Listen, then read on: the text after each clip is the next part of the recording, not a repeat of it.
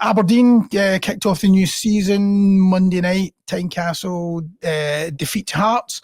Has the Scottish Cup triumph masked serious problems? 5 wins from the last 28 league games for Aberdeen. Staggering, that stat, isn't it? Look, it's not a bad mask to have, is it, to be fair? Thanks for coming up with it, by the way.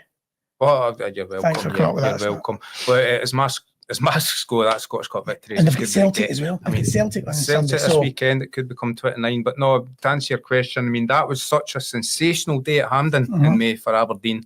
First Scottish Cup triumph in 30 years. Ended an 11-year wait for any silverware.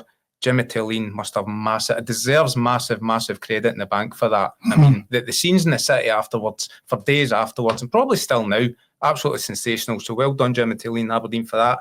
But I mean, their league form absolutely fell off a cliff. I've never known any club to fall off a cliff like that in Scottish football. 5 wins in 28 league games now since December. They took some real heavy scuddings off of Rangers and Celtic in that time. Worrying late. I don't particularly like their transfer strategy this summer.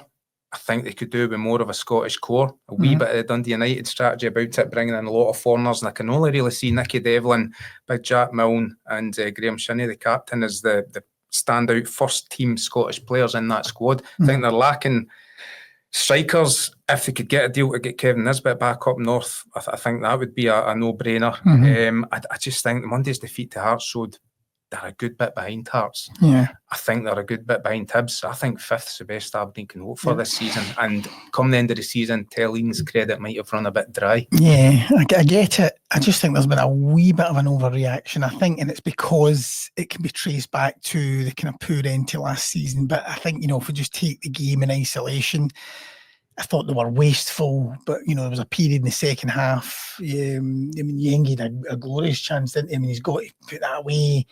There was individual mistakes. I just see far too many goals, though. You're talking about individual mistakes. That's not new. Seeing that run at the end of the season, the 4 defeats at the end of the season. I mean, I was absolutely staggered they won the Scottish Cup final. So fair play again to them for such a resolute performance.